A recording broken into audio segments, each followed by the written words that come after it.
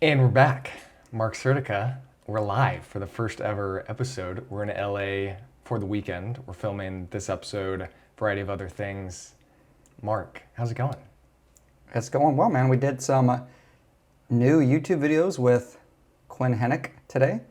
I think those will turn out pretty well, and hopefully people listening to this episode also choose to watch the episode and let us know what they think, because believe it or not, it took us some troubleshooting to figure out the setup. Yeah, probably in total, what, 2-3 hours? At least. Yeah. So we'll see how it goes. And we got a backup mic recording as well. So worst case scenario, we got another backup plan.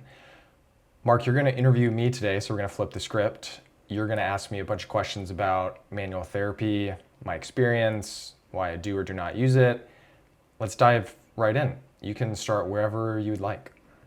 Okay. So today we're discussing manual therapy, specifically its role in your clinical practice. So students and new grads often ask me if they should include manual therapy in their own clinical practice, and that's not a question I can answer for them. Clinicians need to ask themselves why they're doing what they're doing, whether it's related to manual therapy, exercise prescription, communication, etc.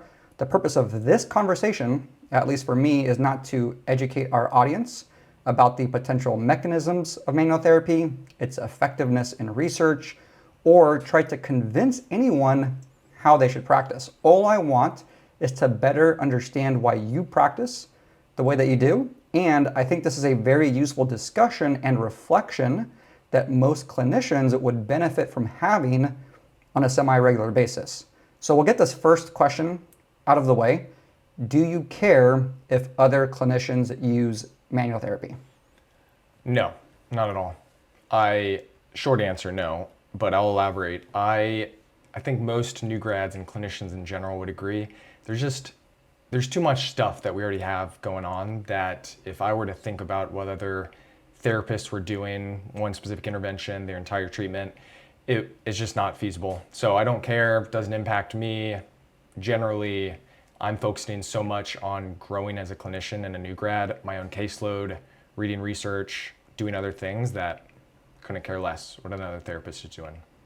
I don't care either. And as I already kind of said, we're not here to vilify or glorify manual therapy.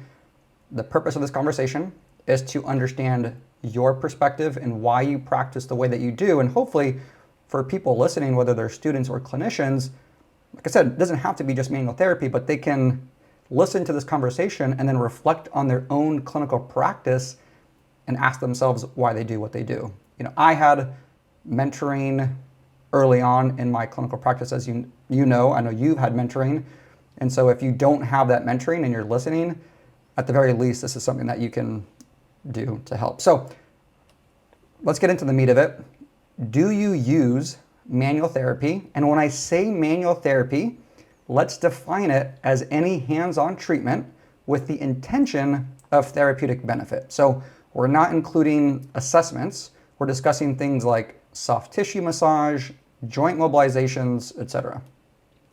Yes, I do, but I'll start out with what I don't do, because I think a lot of what I'll describe as what I do may not be what most people kind of classify as under manual therapy, but I still build under it. With your kind of definition, I still think it falls under that category.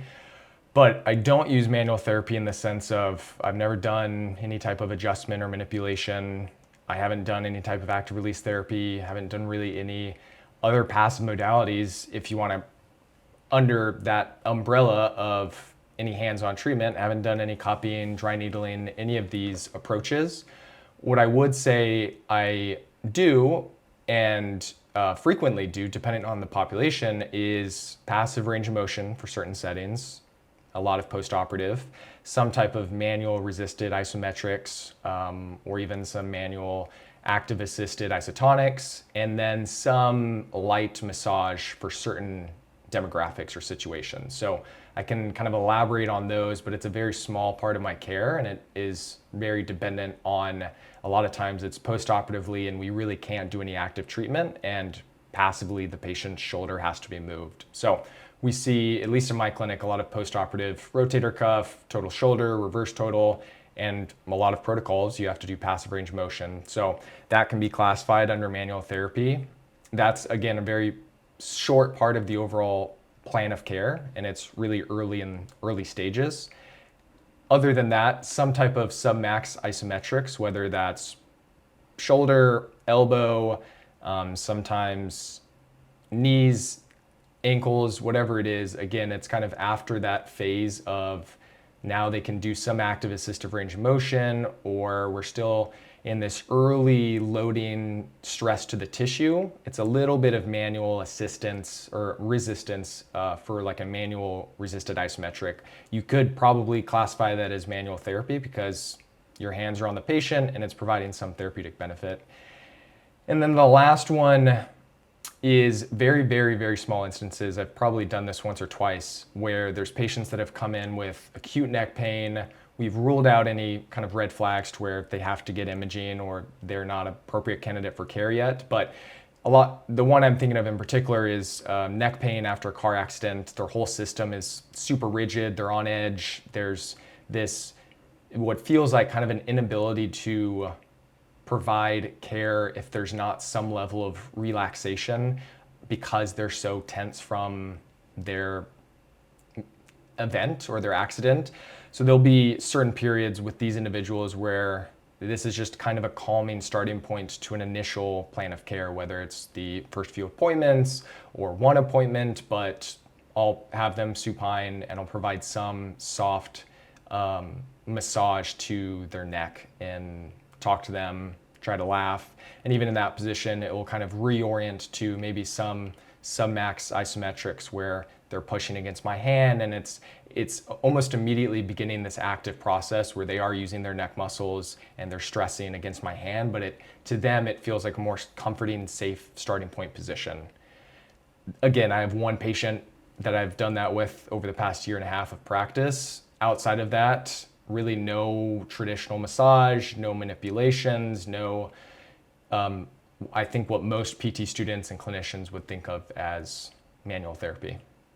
Yeah, so in your practice, manual therapy is defined by or used as some form of manual resistance, oftentimes as like manual isometrics, passive range of motion, most often in early post-operative cases, especially as it relates to the shoulder, and then in rare instances, kind of this light massage, which may eventually turn into manually resisted isometrics. And I think it's good that you define that, because if we lined up 10 different therapists or 10 different students and asked them to define manual therapy, we would probably get 10 different answers, and there would be overlap with those answers. You know, I think I've seen people describe manual therapy as anything that you do hands-on as long as you're touching the patient, which is why I try to say we're going to exclude assessments, because someone might say, well, an assessment is part of that manual therapy because you are doing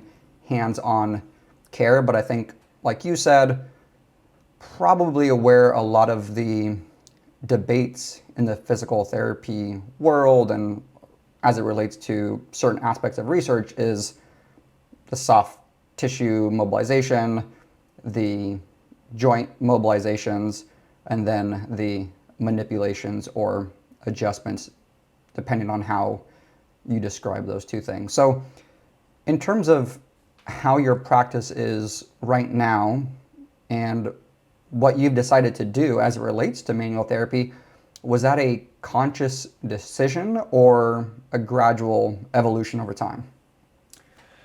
I would say a gradual evolution, and the next question, we'll dive into it more, but this was a series of years of having conversations with mentors and clinicians and reading research and talking with researchers and developing an awareness of what are other clinicians' thoughts, what are other students' thoughts, what are my mentors' thoughts, what are researchers demonstrating and finding, and that cumulative conversation and understanding and listening created my current awareness of the state of literature, how I see myself practicing, how I currently practice, and that's still going to evolve over time. But it wasn't this, I just finished grad school, I'm going to consciously not do XYZ because of this reason right now. It was the years prior leading into that. So what sort of like, obviously you said there were, so who, what were the individuals, papers, experiences that influenced or informed this decision? Yeah, I'll start out with, I had a more non-traditional route in a sense of starting school and going into physical therapy. I think a lot of PT students and clinicians, they start out in getting a ton of reps being a PT tech or a PT aide and seeing what a lot of physical therapists will do in the clinic setting. And my background was in, I initially wanted to do strength and conditioning, and I didn't really have a great perspective of what physical therapy looked like in a lot of typical orthopedic settings. Early on, I wasn't ingrained to, I assume I'm going to do this manual therapy technique or these specific skills, or all the therapists that I saw were doing this, so I'm going to do this, or whatever it is. And my initial bias, I guess, going into physical therapy was a very heavy, active strength conditioning background because that was already my interest. The first person where I had these conversations, and really the first physical therapist that I was under and who's a mentor to me currently and back then, was Derek Miles at Stanford Children's at the time. Obviously, Derek now is with Barbell Medicine. We've had him on the podcast. When I was transitioning from undergrad to grad school, I had a year off. And so I was in California. I was working as a personal trainer at Exos. And during my off time, I'd go visit Derek at Stanford Children's. I'd go once or twice a week after I got off work, and he would send me one paper. And he would ask me, by the next time you come back, read this, we're going to chat about it. And it was pretty informal. And early on, it got into some of the topics were on manual therapy and what it does or does not do. And that whole year before grad school was Derek demonstrating one, kind of critical thinking and being skeptical about a lot of things, not just manual therapy, but he talked a lot about his mentors when he was at University of Florida for his residency I think he was there for 8 or 9 years before he moved to Stanford. But a lot of the research he was showing me was with individuals that were his mentors at Florida and researchers there, Joel Bialowski, Mark Bishop, Steve George, and a lot of their research was on these kind of mechanisms of manual therapy that are maybe not what we used to think it was, and some of these quote unquote like neurophysiological responses, and what are these other things that are potentially creating change or not creating change within the tissue, and what are these contextual factors. And so he just started throwing on all of this kind of gray within the manual therapy literature, and also kind of debunking, there's this is not, we can't really change tissues, there's not enough force, there's not this one specific way it has to go about. So early on, Derek was just instilling a lot of doubt into me with most treatments, and he did that with exercise and a lot of variety of other things. But that was going into grad school, and I would say that experience of being already highly skeptical of what the proposed early mechanisms of manual therapy were, or even exercise or treatments in general, I kind of already had skepticism and a chip on my shoulder going into grad school.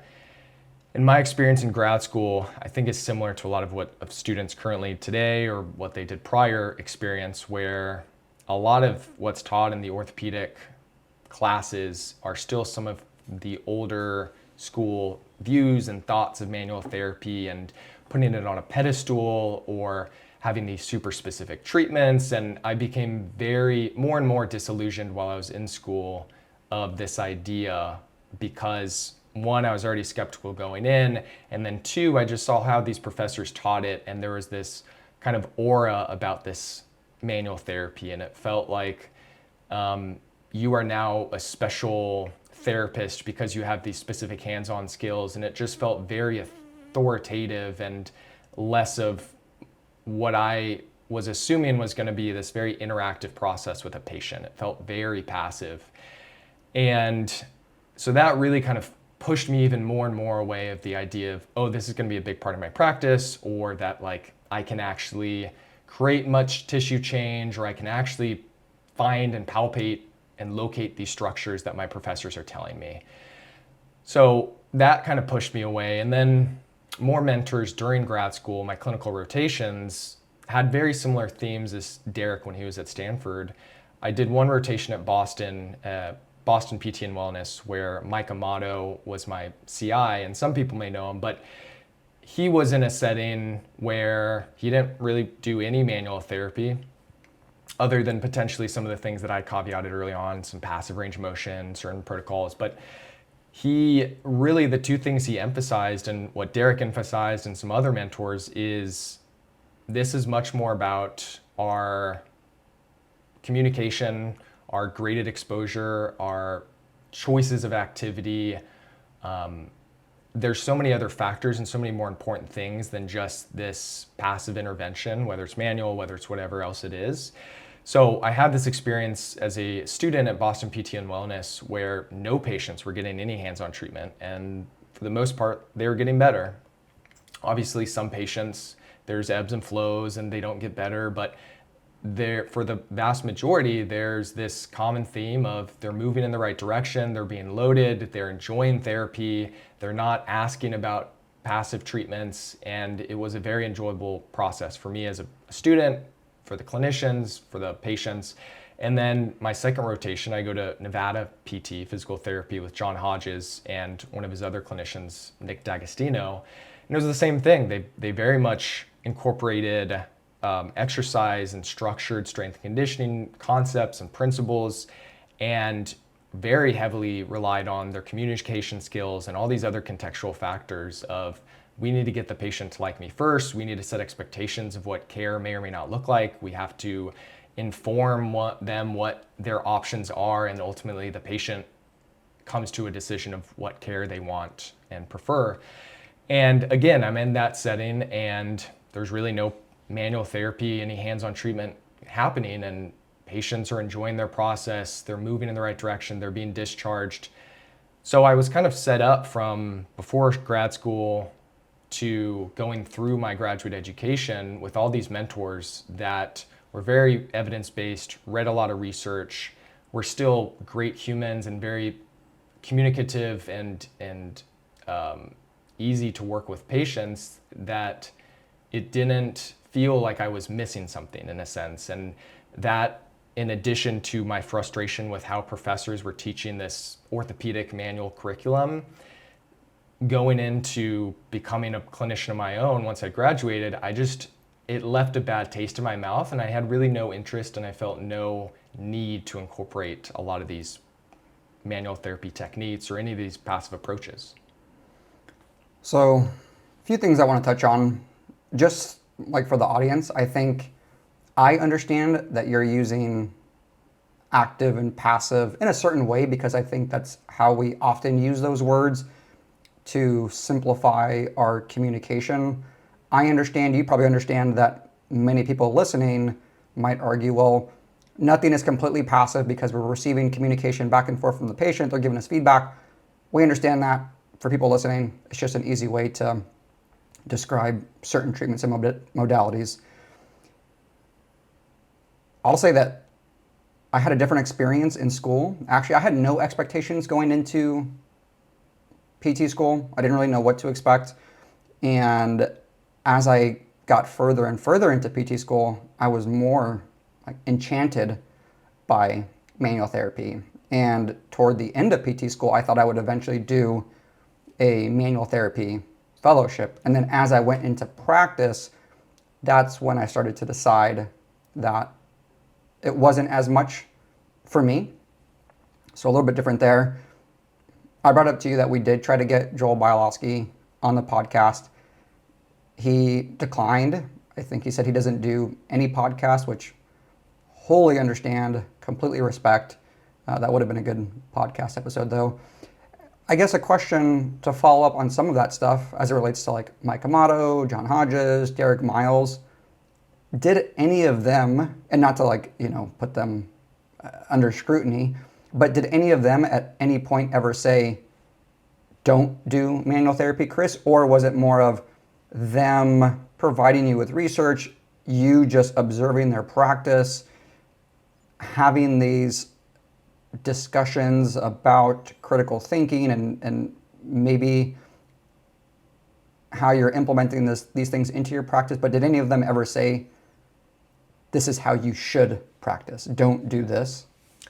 No, I was never forced or felt forced to practice or to think in one way or another. I think what I valued so much of all of those, but Derek kind of starting out, was he essentially asked me my views on something and asked me why I believed that or why I thought that was the case. And I had to elaborate, and a lot of times I'd stumble or I wouldn't have a good reason. And he would kind of ask further and further questions. And it was this, again, going to instilling doubt and uncertainty, and maybe there aren't answers, or even if I was ingrained at the time, like when I was shadowing Derek, I was deeply ingrained into PRI, Postural Restoration Institute. Some people may know. It's just a 3-letter acronym that is something that I found in undergrad, but I was ingrained with it. And Derek just asked some very simple questions about certain things that they view or believe within that kind of group. And I could not explain my rationale. I couldn't provide evidence. I couldn't give any kind of second tier answers. And those type of things was, he didn't have to tell me like explicitly, don't believe this. It was me coming to my own conclusions that, okay, maybe I should look more myself into whatever it is. And PRI is just an example, but same thing could be said for manual therapy or certain beliefs on some type of postoperative protocol for any number of injuries. It was, regardless of the thing, it was the same process of how did you come to that conclusion? Are there other potential reasons? What does the evidence show? And I didn't feel like they were forcing me to believe something. It was them kind of helping me stumble through my answer and try to find potentially better answers or reasons or alternative paths. And I think, like you alluded to, we could have the same conversation about exercise.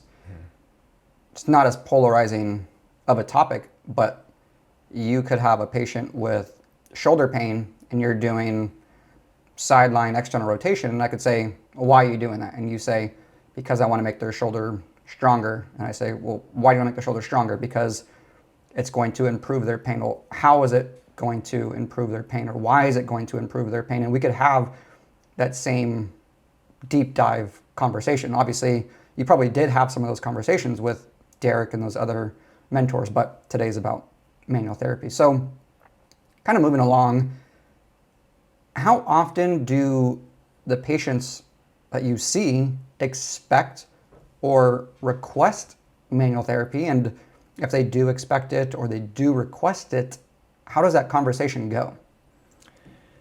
To the expect part of the question, not every patient I'll ask, what are your expectations of this interaction to go, or this evaluation, or our plan together, or are you expecting passive manual treatment? So I don't know how many actually expect it and kind of like think inside that they're expecting it.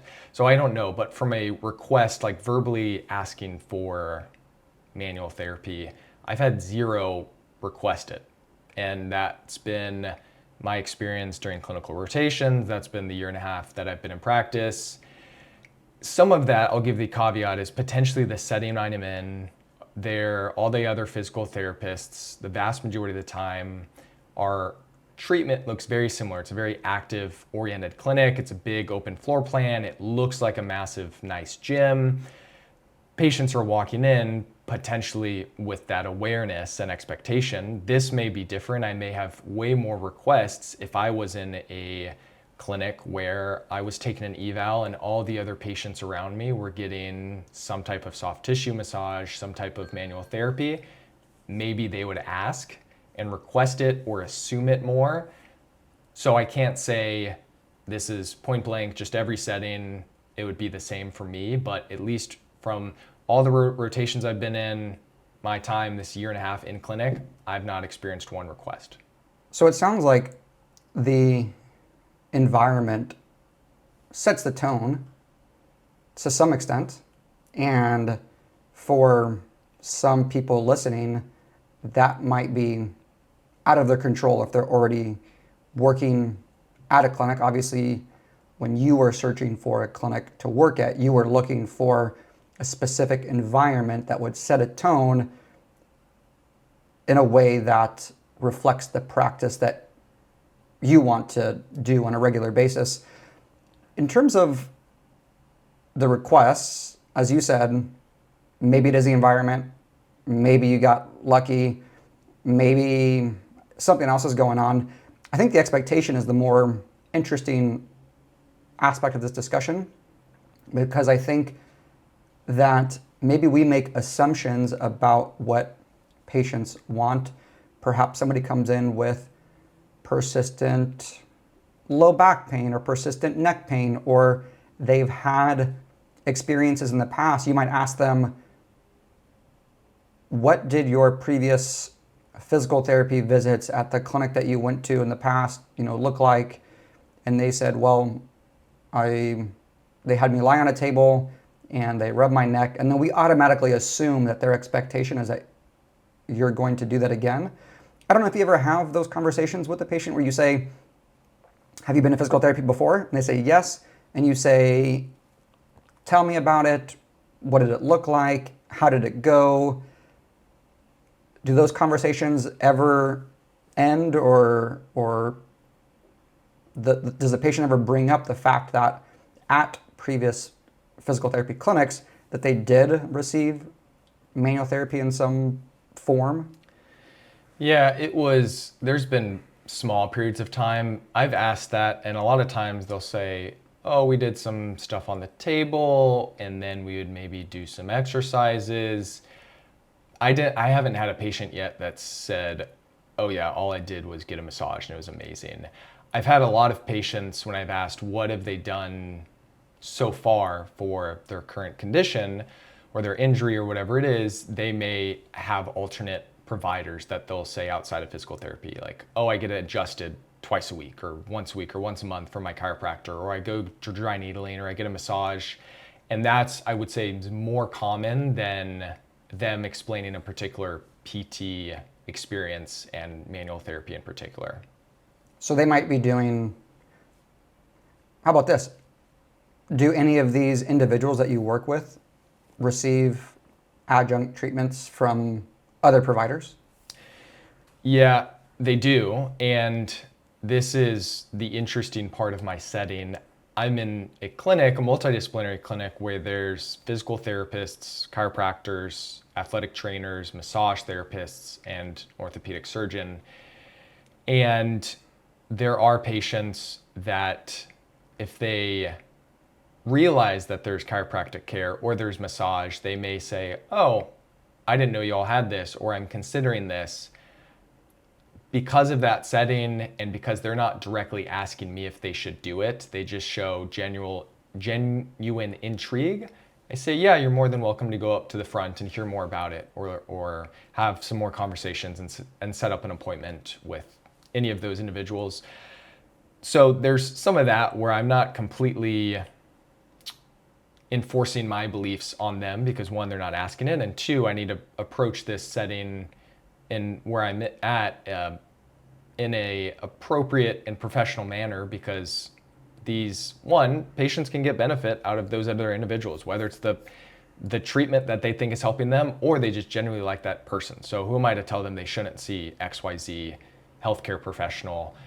And two, these are my coworkers and colleagues, and I can't just be bad mouthing or saying things. So there's that. And then there's other situations where there are patients that are being sent from that side from the chiropractor or from a massage therapist. And then outside of that, there are patients that are going to see an outside chiropractor or a massage therapist or an acupuncturist, whatever it is. And there's not been a point where I tell them that's a bad idea, I don't believe that profession, this is a quack treatment.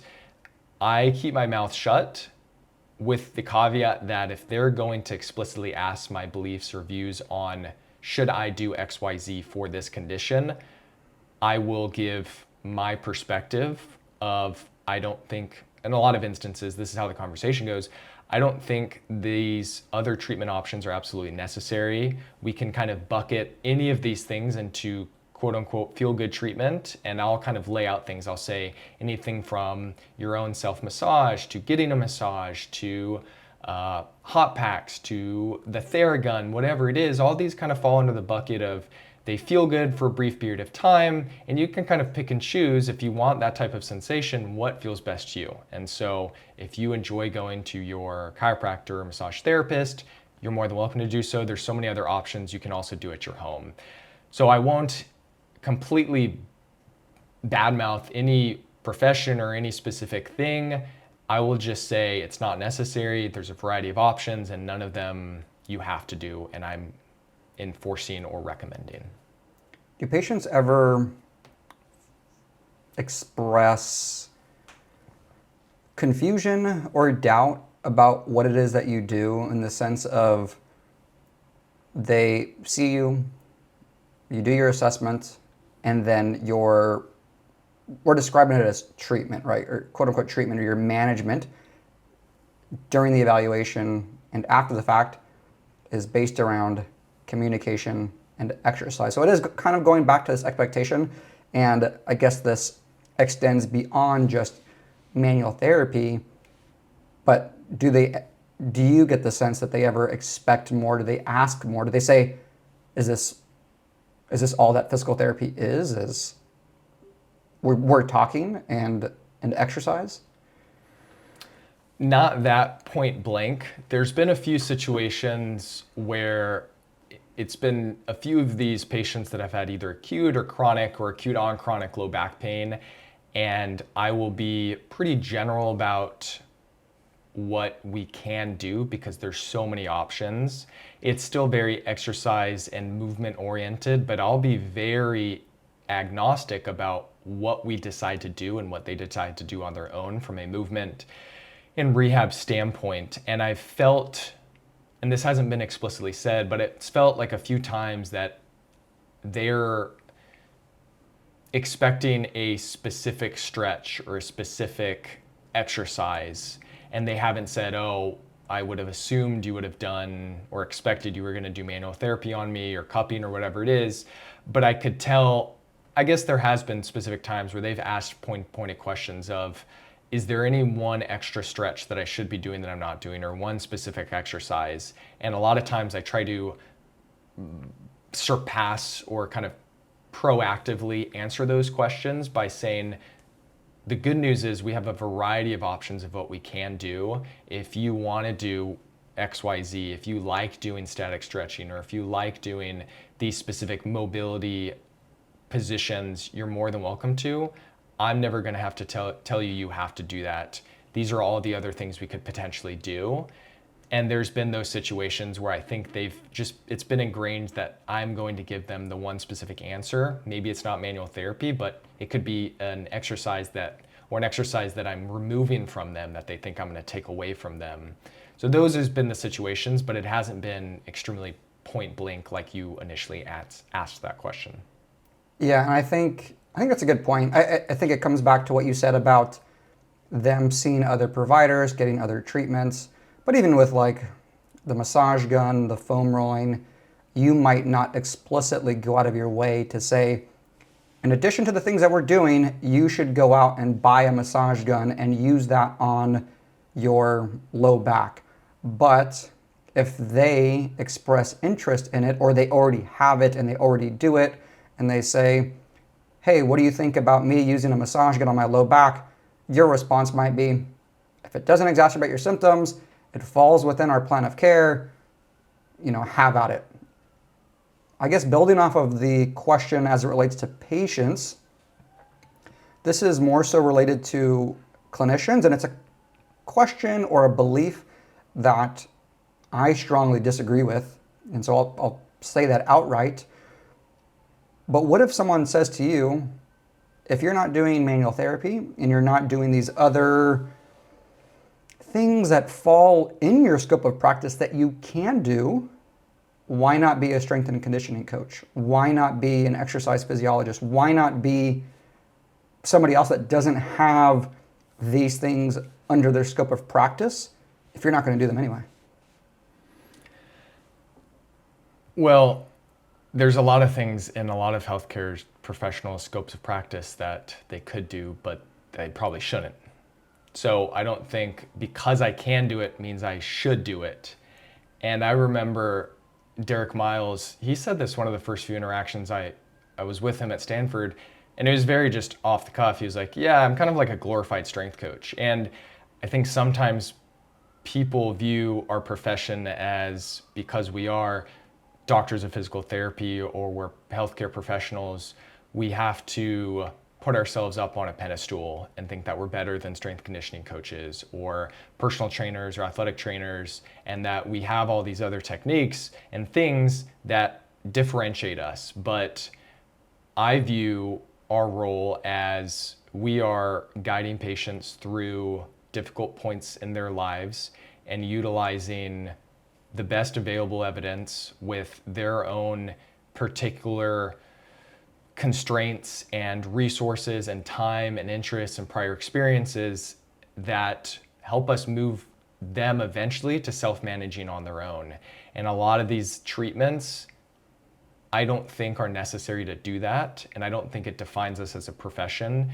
And I think it sets the expectation or starts to view our profession as we're just a spa and we're just going to do this because it can bring more people in the door, or it creates buy-in and then I'll go to the other things. But I think I don't think that's a great way to view ourselves and to conduct ourselves as a profession. And I know you said it was off the cuff for Derek, and I'm going to make this assumption, and I could be completely incorrect about the glorified strength coach, but I think, I mean, for me anyways, like, our clinical reasoning, our ability to triage injuries in terms of, are they appropriate for physical therapy? Do they need to go see a surgeon? Do they need to see a rheumatologist? Can they just go straight to the strength and conditioning coach? I think that really helps define us as a profession, not just these treatments, not even just exercise. It's our ability to rationalize, or it should be rationalize, what we're doing, why we're doing it, understanding tissue healing and injury mechanisms, and helping create a plan of care for individuals that may or may not include exercise. It doesn't always have to even include exercise, but for me, that's a big, it's just, it should be our knowledge surrounding anatomy and physiology and biomechanics and all of these other things, and just taking that knowledge and hopefully simplifying it for the patient in front of us or the people around us, and not overcomplicating things more than necessary. I don't know. Yeah, I think to that quote, that may have come off as like he's thinking less of the profession, but I think it's more so he's talking about the reality of a lot of the times we are doing exercise and activity, and it should look more like training and movement and loading than it should all these other things. But Derek has talked about, and if you ever listen to him, it is so apparent that he values all those things that you just mentioned, and that's what he utilizes as a professional, as opposed to just moving towards the next one new exciting thing. Yeah, because I think, as we've talked about, maybe not you and me, but on past episodes, that we respect personal trainers, strength and conditioning coaches. And for me, if someone has pain with a strength and conditioning coach and the modification is, hey, reduce the range of motion a little bit or change exercise selection, and that fixes their issue in the moment and it's not something serious, I think that's great. I think what we see sometimes on social media is certain individuals who aren't healthcare professionals saying, you have this issue, you should never exercise with pain, you should never do this exercise, and then that does maybe extend beyond their scope of practice. At this point in your career, which is early, what would it take for you to change how you practice? Yeah, when you sent this over, I viewed it and I thought about it, and I think to change my practice, it's a day-to-day. I'm slightly changing how I'm discussing things, how I'm placing my hands on a patient during an evaluation, how I'm cueing things. So changing is these minor adjustments occur day to day and week to week and month to month. And that's how I think I view change. I don't foresee these huge ebbs and flows of how I practice. Fortunately, I was in a phenomenal position going into graduating and being a clinician of, I think there's these principles that I'm always going to keep, but the day-to-day will look rather similar without these major changes in how I practice. So what would it change are probably my probability of, or certainty around, or uncertainty around certain topics. And I think that is continual process like my day-to-day, but let's say it's, isometrics on tendinopathy, I may still believe that that's useful, but it may, depending on conversations with researchers through the podcast or with reading research or specific scenarios where I'm practicing in clinic, my certainty of that actually being a effective intervention may decrease over time based off of all those things I just mentioned, or it may increase, and it's this sliding scale as opposed to this black and white.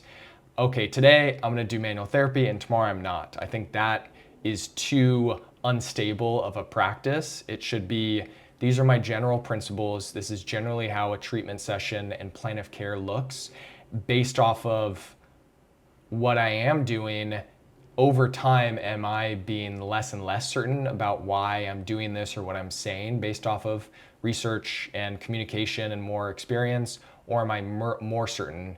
And as I become more and more uncertain, maybe there is something that I eventually take out, or I change my rationale for, maybe I'm not taking out, but I'm changing my rationale for why I'm doing it.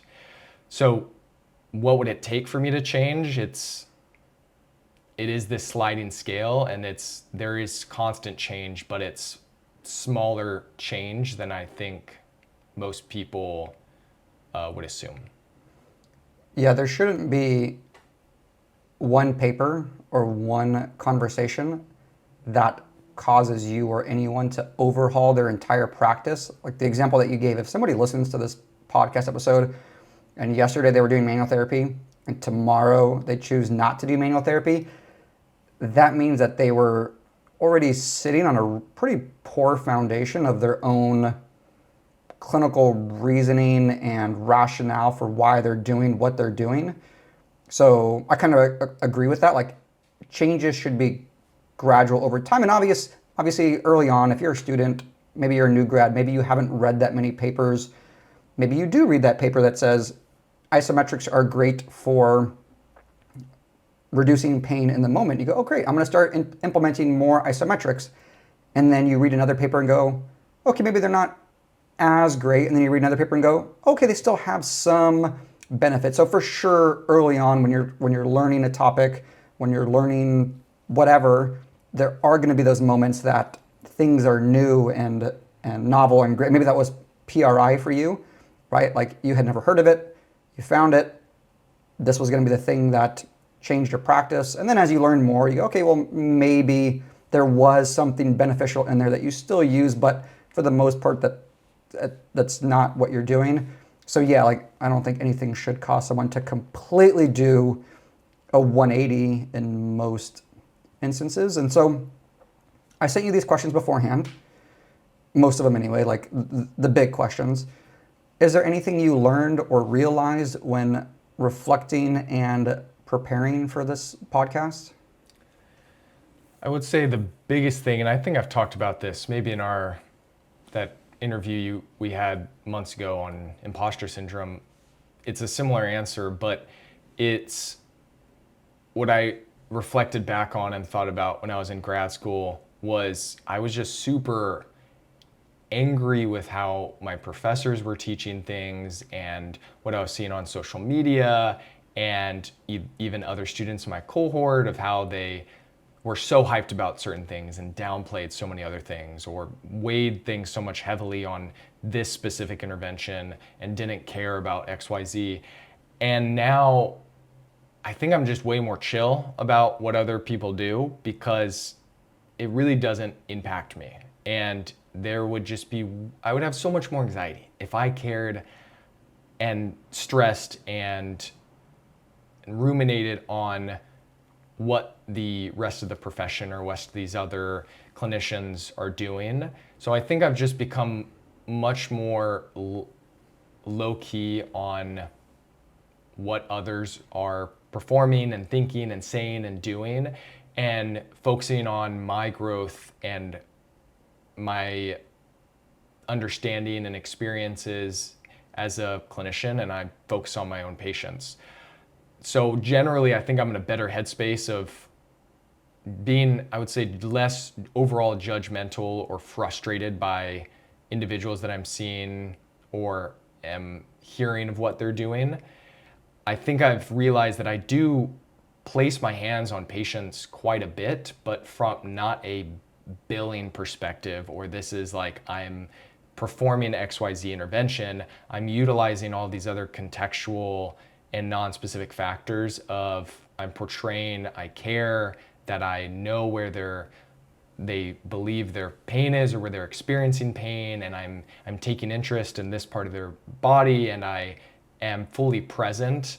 I've realized that I do that whether or not I think about it quite a bit in the day-to-day, and I think that's a lot of probably the value of hands-on treatment is just showing that you care. And I don't think we need to actually do an intervention within a session to actually perform those things. So reflecting on that question, I think those are the two biggest things. Generally just less frustrated by what other people are doing. And my day-to-day, I do use my hands and my body to show care and comfort and presence, but not from the reasons or types of treatment that people would assume. Yeah, so touching on those two things, and the first one is really important, is that it sounds like you're trying to do what you think is best and become the best clinician possible because you're doing it for yourself and the patients that you're seeing. You're not doing it to prove to me or Derek or somebody else that, like, you're not doing it to make me happy or make Derek. You're doing it because you think that this is what it takes to grow as a clinician and provide the best care for my patient. And I think that's very important. You know, if Tony and I changed how we talked on our YouTube videos or the content that we discussed in our YouTube videos because of every negative comment, it would look completely different. But we're doing what we think is the best possible care. So if somebody tells me, Mark, you talk like a robot in your YouTube videos, like, that's fine. I'm not there to play a part that or play somebody that I'm not. I'm not trying to act it up. If they say, hey, this YouTube video is way too long, well, maybe I could cut it down a little bit, but that's the length that I think it at least needs to be to get across the important points. And so, listen, we're going to be at CSM. If somebody comes up to us and says, hey, Mark, Chris, nice to meet you. I don't do manual therapy. Or, hey, Mark, Chris, nice to meet you. I do manual therapy. We don't care either way. Or, we're not going to judge you based on whether the fact that you do manual therapy or not. The second thing that you brought up in terms of maybe showing patients that you care with these different pats on the back or fist bumps or handshakes. I do think that that is something that we ascribe to manual therapy a lot of the time. Manual therapy might convey empathy. It conveys attention. It conveys trust. It conveys this therapeutic relationship or alliance. But the reason I think sometimes we don't necessarily attach that to exercise is because sometimes, or just communication, is because it's an afterthought. You know, you've seen individuals maybe where they get exercise and they go do it in the corner by themselves and they're not getting that attention. They're not getting that empathy. They're not getting the things that maybe they're getting when they have manual therapy. And the same thing, like I said, it doesn't have to be exercise. It could just be communication. You're actually listening to the person, making eye contact, if necessary. Obviously, sometimes maybe it's not, but showing that you care in some way. And that can be hands-on care. That can be a pat on the back. It can be a joint mobilization, but it can also be, to me anyway, communication, and it can be exercise. And that is an important component of what we do, is just that whole clinical context and those contextual factors, but it's not necessarily unique to any one treatment per se. So kind of to round out this conversation, what advice do you have for students and new grads? I know this is pretty vague. It's just advice in general. I would say two primary things. One, as a student, whether you're an undergrad or grad school or you're a new grad clinician, just the sheer amount of conversations and reading, the more probably the better in a lot of instances, especially if you're not taking in anything outside of your direct schooling or your direct clinical experience. Talking to a variety of clinicians, finding a variety of mentors, reading a variety of research from a variety of mentors, generally being broad in what you take in and seeking out a variety of different opinions for this specific topic will inform your views on. There's individuals that I will listen to that definitely utilize it more, but I trust their continued skepticism and their views on the topic I may not fully agree with, but I like their opinion. Someone like Chad Cook, or even like listening to the Modern Pay Care podcast, there's individuals where you can hear certain opinions and really value what they say, but still potentially may not do exactly how they do or what they recommend or practice. So zooming out, seeing a variety of different perspectives, reading from a variety of different people and having a variety of different conversations. And then recommendation number 2 would be what Eric Mehta has talked about he mentioned this kind of in the context of reading a research paper. He said, at the end of a paper, ask yourself, how could these results have been explained outside of the specific reasons that the paper described or the specific thoughts in the researcher's mind? Zooming out and thinking that specific question from a clinical context, I'll ask myself in a lot of situations, a patient's improving with their function, with their subjective reports of improvement in pain, their ability to tolerate more loads, or they're finally discharged, I'll ask, okay, what are the reasons outside of what I believe as to why this patient is getting better or why they're having positive outcomes, or vice versa? What are the reasons I think they're having a decrease in quality of life or continued pain, or there's not a positive trajectory? What are some of the reasons outside of my initial assumptions? And having alternative explanations for why someone is or isn't getting better, I think pulls back your kind of prior baseline anchoring belief of this is the one thing, and allows you to be more humble and create some humility around, okay, I can't be 100% confident that what I did was the specific reason as to why they got better. And it's not always this 100%, this was it. What are these other contributing factors? Was it time itself? Was it they just liked me? Was it they were seeking concurrent treatments from someone else? All these other things, zooming back and with every patient in every context, looking at what are all the other explanations for why this is trending in a positive or negative direction. Those would probably be my two main pieces of advice. Chris, I think this has been a unique discussion, a useful discussion, hopefully for people listening, hopefully a useful and helpful reflection for you. And I think the second recommendation applies to real life as well. I'll give an example. Tomorrow we're going to play pickleball. If for some reason, pretty much impossible, I happen to lose in pickleball, I'm going to ask myself, how else could we explain these results?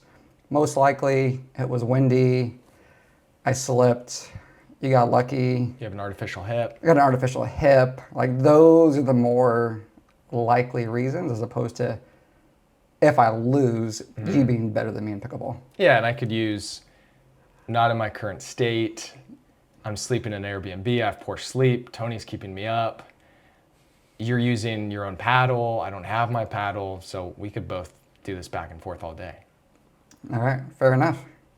Chris, thanks for having me back on. Mark, thank you so much.